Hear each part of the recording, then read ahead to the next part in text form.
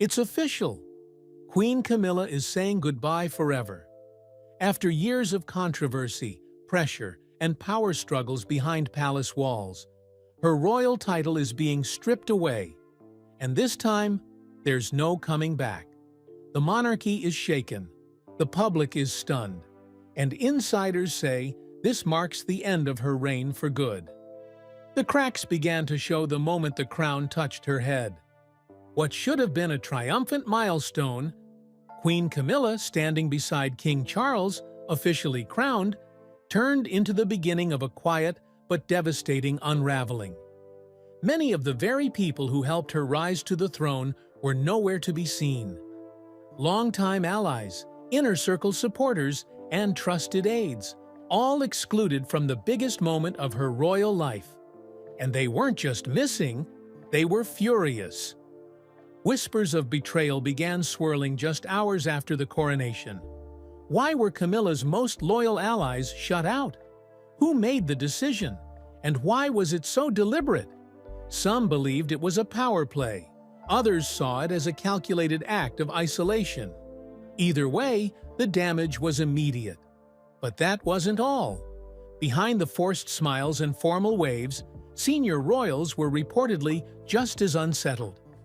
Prince William and Princess Catherine, often seen as the future of the monarchy, were said to be blindsided by key decisions made in the lead-up to the coronation.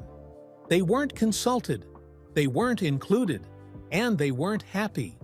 The coronation, intended to symbolize unity and continuity, instead ignited quiet resentment. Even Princess Anne, known for her loyalty and restraint, was said to have grown cold toward Camilla in the days that followed. Her public demeanor remained composed, but sources inside the palace noted a shift. Fewer interactions, subtle snubs, and an unmistakable tension that only insiders could detect. The symbolism was impossible to ignore. Camilla may have worn the crown, but she stood alone, and that isolation only deepened the fracture within the royal family. Many began to wonder if this had been Camilla's plan all along. A final grab at the title, followed by a slow withdrawal once it became too heavy to carry. Others believed she had been set up to fail, quietly undermined from within, surrounded by those who had never truly accepted her in the first place. Whatever the case, the coronation marked a turning point. It was meant to be a victory. Instead, it may have sealed her fate. From the outside, the title Queen carries grandeur, power, and prestige. But behind the scenes, it carries weight. And Camilla felt every ounce of it. Since the moment she married into the royal family in 2005, Camilla has lived under constant scrutiny. Her relationship with Charles was once branded scandalous, and her rise through the ranks never came without backlash. When Queen Elizabeth II publicly endorsed her as Queen Consort, it marked a moment of acceptance, but also ignited fierce debate. Was this a role Camilla truly wanted, or one she felt obligated to accept? Those close to the palace suggest that behind closed doors, Camilla struggled with the expectations tied to the crown. Public appearances were relentless. Every word she spoke, every gesture, every outfit, analyzed, criticized, compared. And always, the shadow of Princess Diana loomed large, shaping public perception in a way that no official title could erase. Despite her efforts to carry the role with dignity, Camilla was never fully embraced by everyone. Not in the family and not in the country. Over time, the pressure grew. As queen, Camilla was no longer just Charles's wife. She was expected to represent an entire institution. The ceremonial duties, the diplomatic events, the endless media exposure.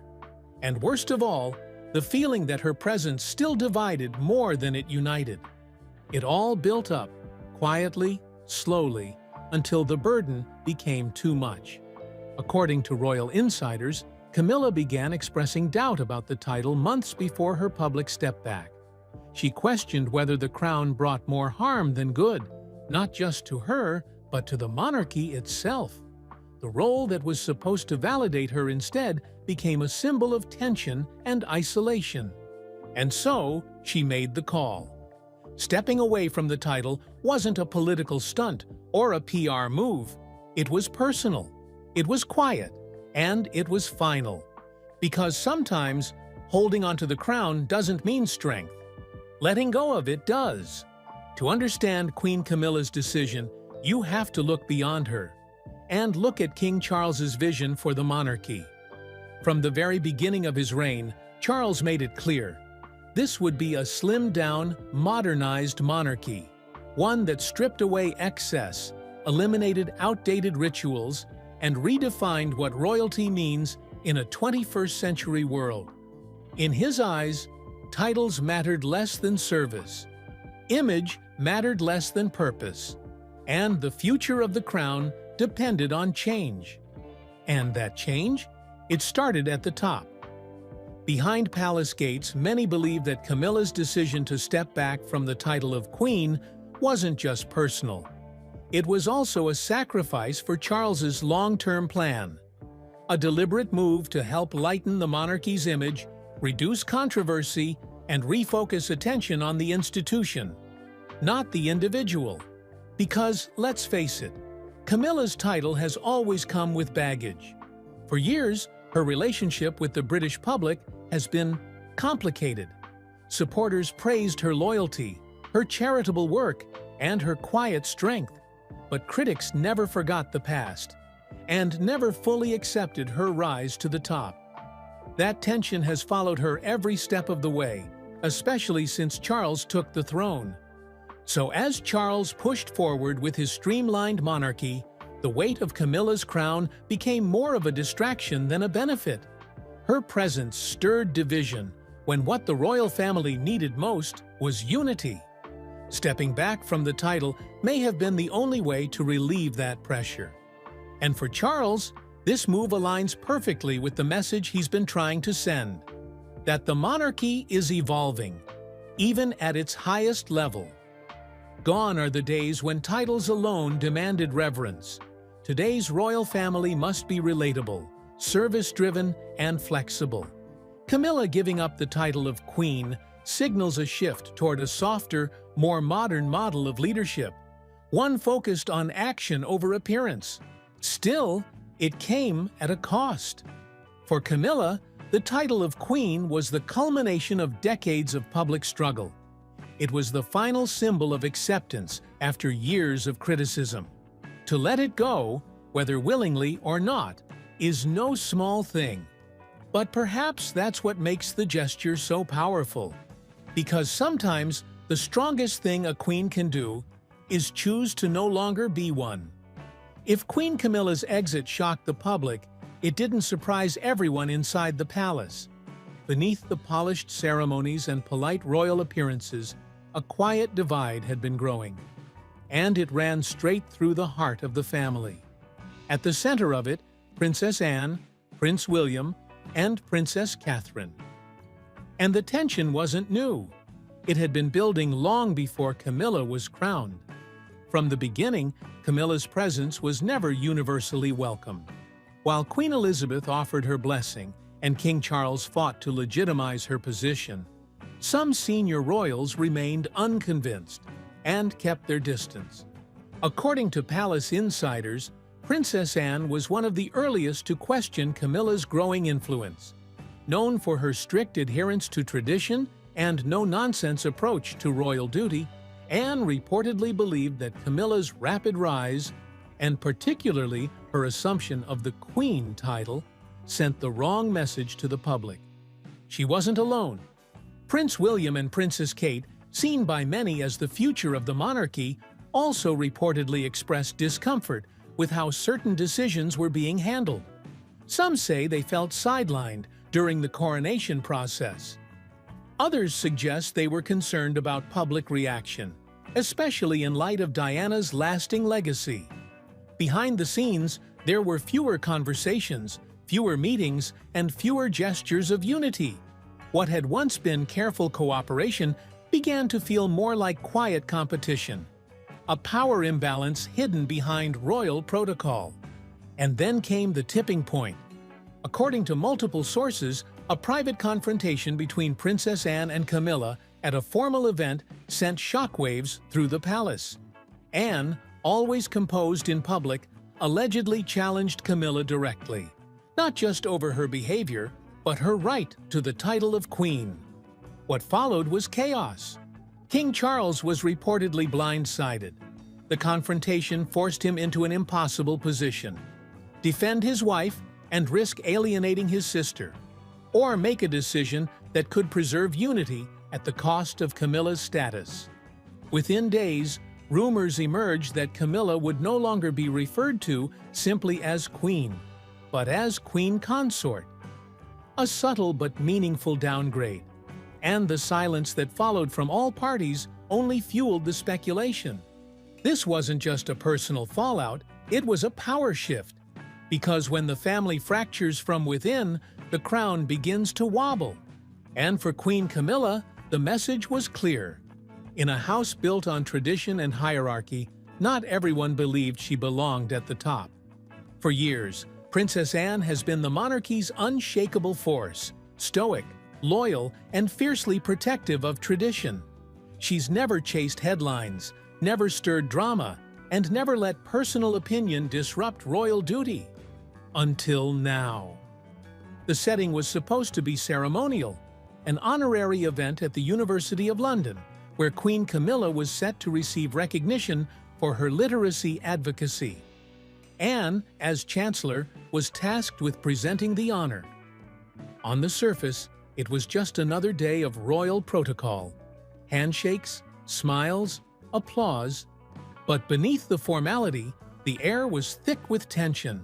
From the moment they arrived, something felt off.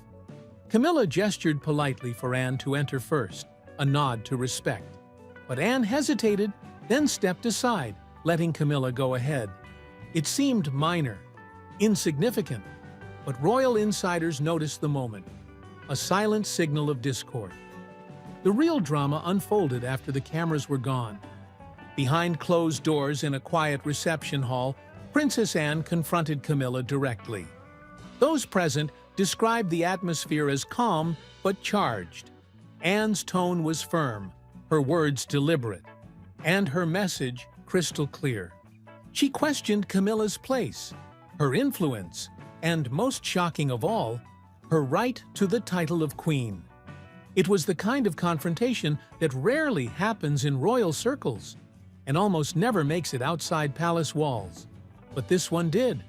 Word spread quickly, and within days, the consequences were impossible to ignore. King Charles, caught between his sister and his wife, was forced to respond. Publicly, nothing changed, but privately, a decision was made. Camilla would no longer be referred to as queen. The palace would revert to the title queen consort, a subtle yet powerful reclassification. It didn't strip her of status entirely, but it reshaped her role. It sent a message, and it was loud. The queen had been challenged, and the monarchy had blinked. Camilla's reaction? Silence. No public statement. No interviews. Just a quiet retreat from the spotlight. But insiders say the confrontation rattled her. Not just because of what was said, but because of who said it. Anne's challenge wasn't petty. It wasn't emotional. It was principled. And that's what gave it weight. For Camilla, the incident marked a turning point. The moment she realized her crown didn't rest on a throne, it balanced on family approval. And in that moment, it tipped. When the news broke that Queen Camilla would no longer carry the title of queen, but would revert to queen consort, the reaction across the United Kingdom and beyond was immediate and deeply polarizing. For some, it felt like long-awaited justice. These were the critics who had never accepted her role in the royal family, who still viewed her through the lens of history, and who believed her ascent to queen had always been forced and undeserved. In their eyes, this wasn't just a change in terminology, it was a reckoning. For those fiercely loyal to the memory of Princess Diana, the announcement stirred up old wounds. Many believed that the crown once worn by Diana, even symbolically, should never have been passed to Camilla. Diana's legacy was not just personal. It was public, emotional, and deeply embedded in the British psyche. Camilla had always been cast in the role of the outsider, and to some, the usurper. When she first became queen, it felt like the palace had chosen to rewrite history.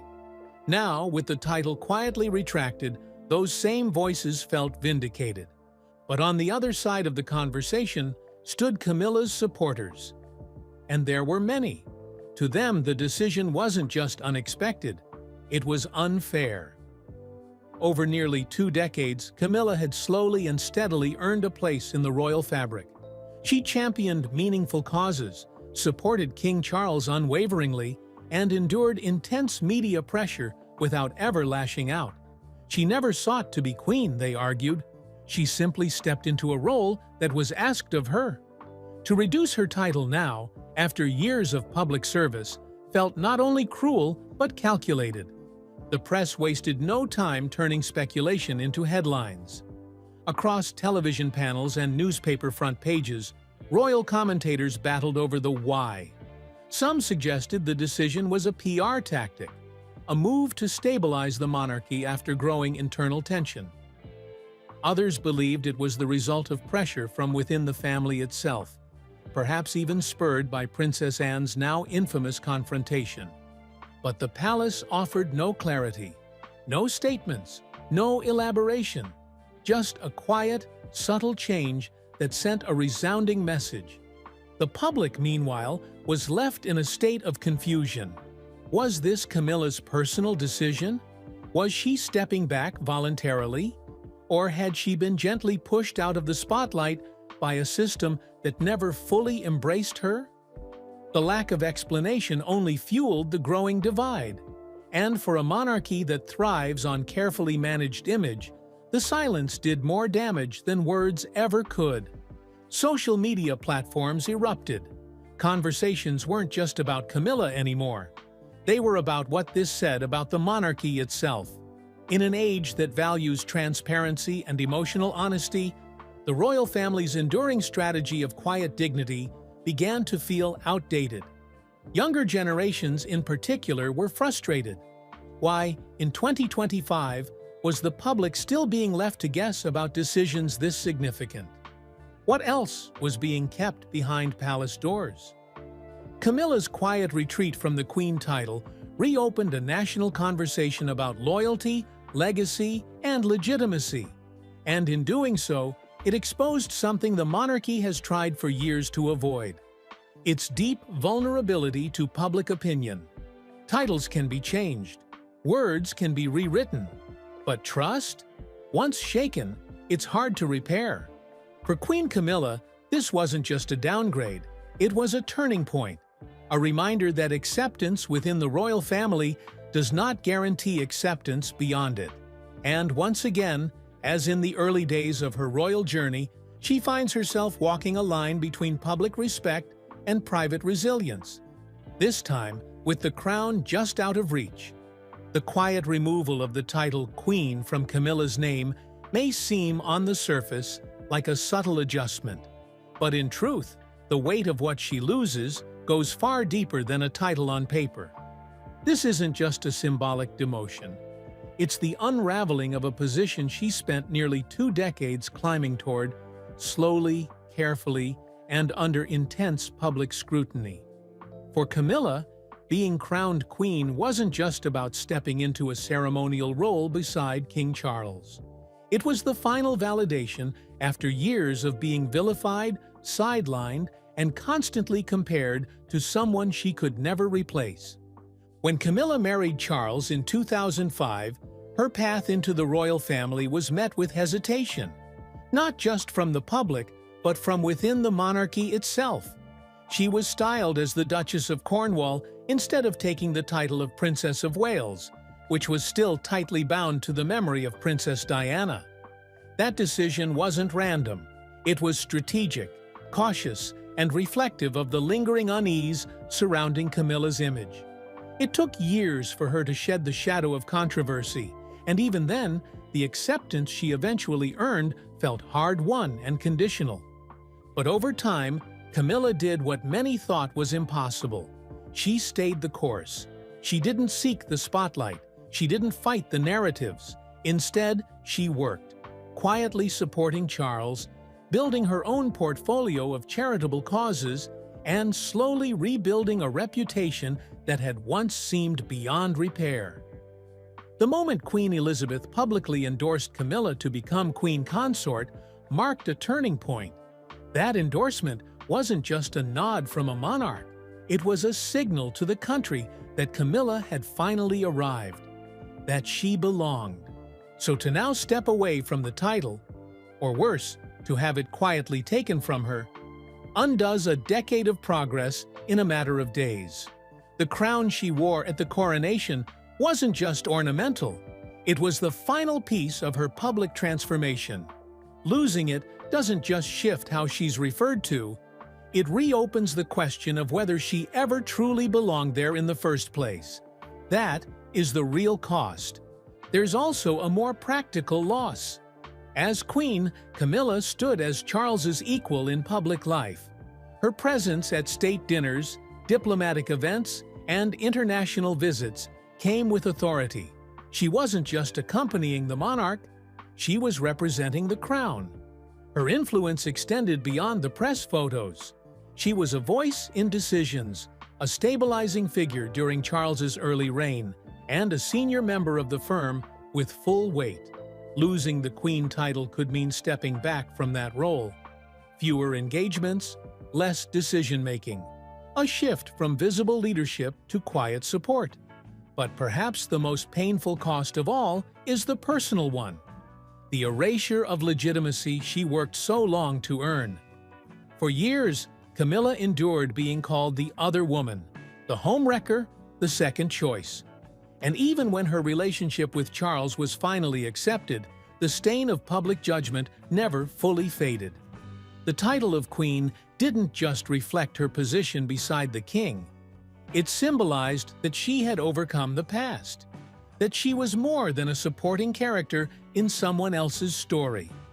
Now, with that title gone, those old labels are being whispered again. Not publicly, not blatantly, but in hushed commentary, sly headlines, and under-the-breath social media posts. All the respect she had clawed back feels suddenly fragile again, as though the crown was never securely hers to begin with. For Camilla, that may be the heaviest burden. Not the title itself, but what it represented: redemption. And what's perhaps even more unsettling is the silence around it all. The lack of clarity from the palace only deepens the wound. Was this her decision? A personal choice to step away from the pressures of the role? Or was it imposed on her in response to internal palace tensions? Without answers, people will fill in the blanks. And for Camilla, that means reliving the same scrutiny she thought she had finally escaped. Her journey from scandal to queen was never smooth, but now, just when it seemed she had reached stability, the ground has shifted again. What she loses is not just ceremonial, it's psychological, it's emotional. It's a quiet unraveling of everything she spent decades rebuilding. And in its place, silence, ambiguity, and the question no one dares ask aloud: if even the queen can be reduced with a whisper, who really holds the power in the palace? Camilla's sudden and silent shift away from the title of queen may appear like a retreat, but behind that decision may lie something more deliberate, even strategic. For years, her royal role was tied to expectations she didn't shape. And now, for the first time, she may be choosing to redefine her place within the monarchy on her own terms. To the public, it seems like the end of an era. But inside the palace, this might just be the beginning of a new chapter, one that moves beyond titles, crowns, and optics, and focuses on something far more enduring: impact. Throughout her time as queen consort, Camilla walked a careful line between formality and relatability. While King Charles bore the heavy crown of sovereign, she took on the equally weighty task of helping to modernize the monarchy's public image. Without ever truly becoming its face, it was a role steeped in quiet compromise. She fulfilled her duties, she smiled for the cameras, she carried the weight of royal ceremony, but all the while, she remained an outsider to many. The acceptance she received was cautious, never fully unconditional. Now, with the title of Queen removed, she no longer has to perform a role that never truly fit her. That isn't resignation. That's realignment. Camilla's legacy has never been about grandeur or spectacle. Instead, it has been defined by consistent advocacy for causes she cares deeply about: literacy, domestic abuse awareness, animal welfare, and women's rights. These weren't just obligatory charity engagements. They were issues she championed long before she wore a crown. Without the ceremonial obligations that come with the Queen title, Camilla may finally have the freedom to return to that quieter, more focused style of service, where influence isn't measured by public approval or palace protocol, but by real-world impact. And that may, in fact, be the direction the monarchy is now heading. For years, King Charles has been vocal about his vision of a slimmed-down royal family, one that reflects the realities of modern Britain rather than the burdens of royal tradition. In many ways, Camilla stepping back could be viewed as an embodiment of that goal, a symbolic shift away from outdated structures in favor of something leaner, more efficient, and more aligned with today's values. Her decision, whether personal or strategic, falls perfectly in step with that modernist agenda. But stepping back doesn't mean stepping out. In fact, Camilla's influence may only grow in the months ahead, not in the public-facing roles of crowns and scepters, but in the behind-the-scenes dynamics that shape the institution's direction. She has Charles's ear. She understands the pressures of the role. And perhaps now, more than ever, she has the opportunity to shape the future not from the front of the stage, but from the wings, where real power often lives. This repositioning also invites a broader shift in how we understand royal identity. In past generations, titles defined everything: your duties, your rank, your legacy. But the public today, especially younger audiences, aren't moved by titles alone. They're moved by purpose, by sincerity, by connection.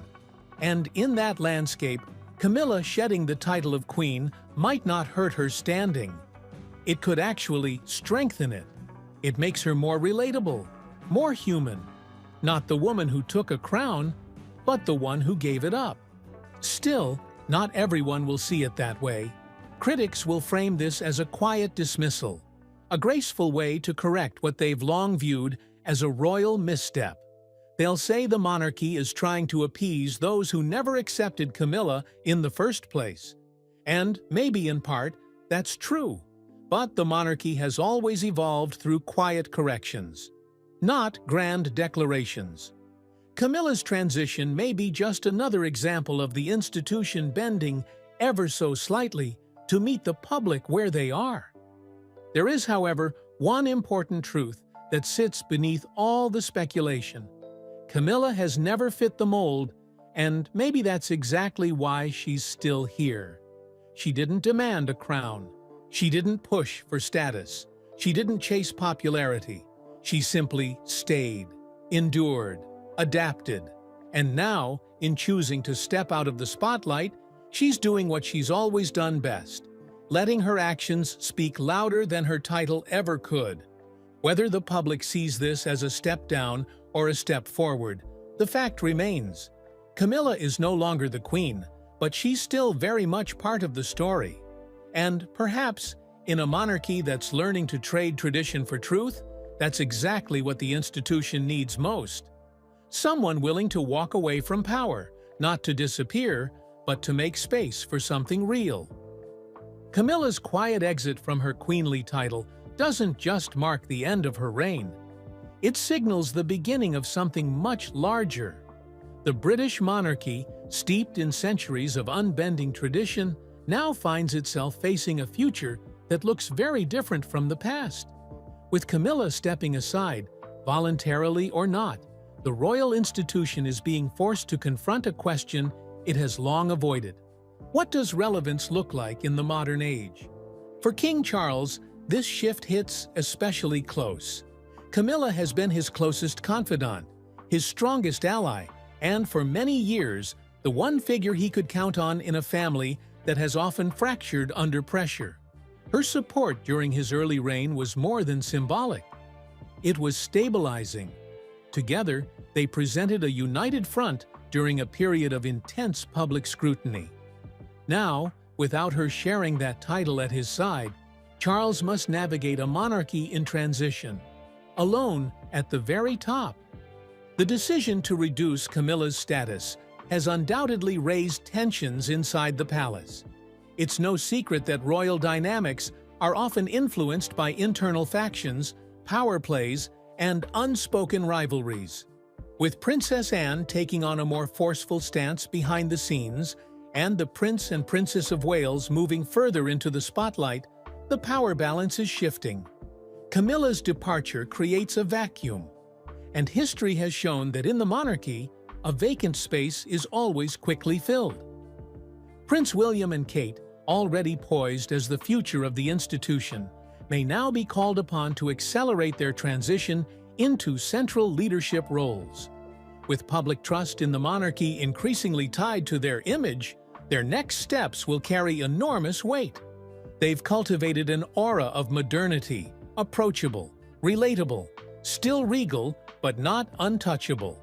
If Camilla's exit signals a departure from tradition, it's William and Kate who will be expected to carry the torch forward, to prove that the crown can survive without its usual anchors. But this comes with pressure, tremendous pressure, because while the monarchy may be adjusting its image on the surface, the structural expectations remain intact. Ceremonies must be attended. Diplomacy must be performed. The image of continuity must never falter. With Camilla stepping down, someone must absorb her duties, and that burden could fall unevenly on the remaining senior royals.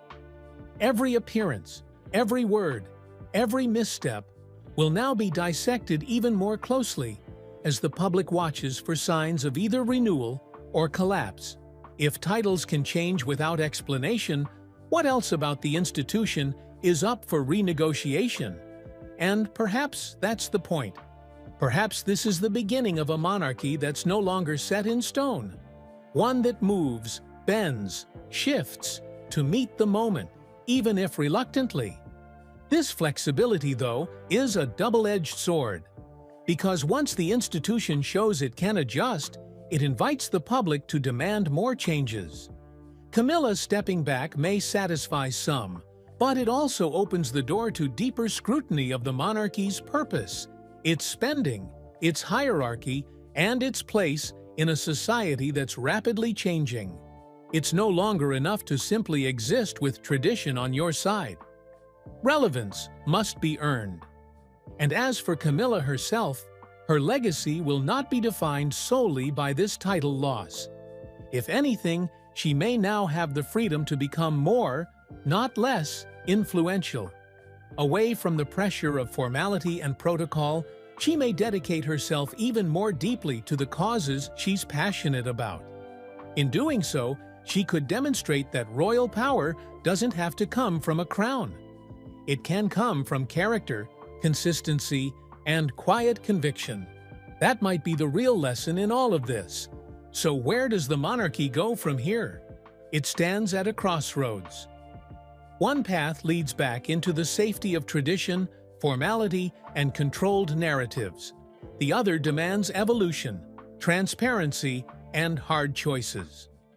Camilla's goodbye, whether seen as graceful or forced, is a signal that change is already underway.